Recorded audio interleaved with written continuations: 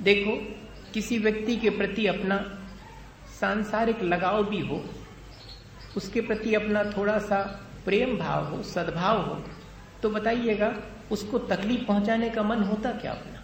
बल्कि तकलीफ पहुंचाए तो उल्टी अपने को तकलीफ हो जाए। उसको तकलीफ पहुंचे तो अपन महसूस करने लगते उस लगाव की वजह से। और बताइएगा, जिस व्यक्ति से प्रेम है, लगाव है, उस व्यक्ति से झूठ बोलने का मन होता है क्या? जिस व्यक्ति से प्रेम या लगाव है, उस व्यक्ति की कोई चीज हड़पने का मन होता है, चुराने का मन होता है? अरे जब व्यक्ति ही अपना है तो उसकी सब चीज अपनी, अब क्या चुराने का क्या भाव है? जिस व्यक्ति के प्रति अपने मन में सद्भाव है, जिसके प्रति लगाव है, उसके प्रति अपने मन में कभी दुर्भावना आती है, खोटी दृष्टि होती है उसके प्रति। इतनी सहज सी प्रक्रिया है।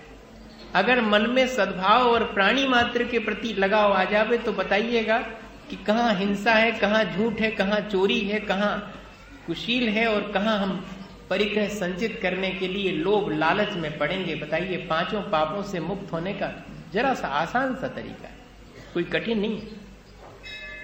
हमें बाह्य में इन पापों से मुक्त होने के लिए बहुत पुरुषार्थ करना पड़ता है। और एक बार अगर अंतरंग में हमारे सद्भाव आना शुरू हो जाए, एक बार प्राणी मात्र के प्रति हमारे मन में प्रेम और लगाव का भाव आ जाए, इसीलिए तो लिखा कि फैले प्रेम परस्पर जग में, मोह दूर पर रहा। अभी तो हमारी दूसरे के प्रति आसक्ति है, अगर वो आसक्ति हट करके और सद्भाव और प्रेम मन के अंदर आ जावे तो हमारे सारे पापों से हम आसानी से मुक्त हो जाएंगे।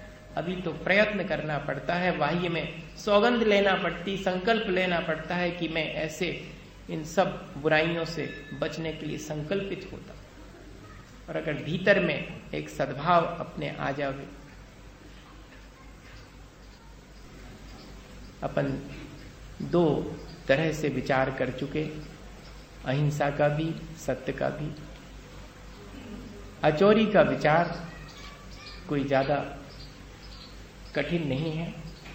मेरे भीतर जो आसक्ति है, जो मेरे भीतर दूसरे की वस्तु को अपना बनाने की भावना है, उसको जरा सा बदलना है। मेरी आसक्ति घट करके और सद्भाव में बदल जावे। और इतना ही नहीं, दूसरे की चीज को अपनी बनाने का भाव ना हो करके दूसरे को ही अपना बनाने का भाव हो जावे, तो इस चोरी के अपराध से बच सकते। देखो, इतना ही सा फर्क है, जरा सा बारीक। दूसरे की चीज को अपना बनाने की कोशिश तो चोरी है, और दूसरे को ही अपना मान लिया, ये बताइए कितनी एक तपस्या हो गई। इतना ही सा जरा सा फर्क है।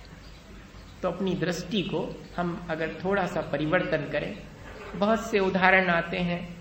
अब आज वर्तमान में तो अचोरी का पालन करने वाला और कोई उसका वैशिष्ट दिखाई नहीं पड़ता, लेकिन पहले तो और कोई अगर इस तरह व्रतों का पालन करता था अंतरंग से, तो उसका अतिशय भी चमत्कार भी दिख जाता था। वारीसेन महाराज के बारे में सब जानते हैं।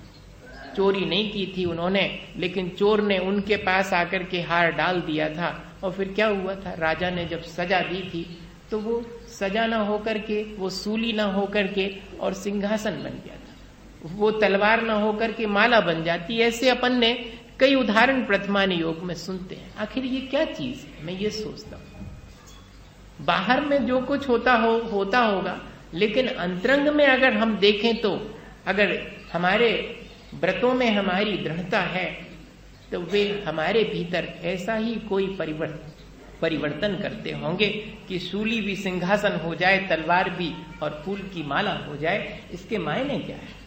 बहुत स्पष्ट है कि जो कठिनाइयां हैं वे सब आसान हो जाती हैं अगर हम अपने अंतरंग में इन व्रतों को अंगीकार कर लेते हैं, और कोई बहुत मुश्किल सी चीज नहीं।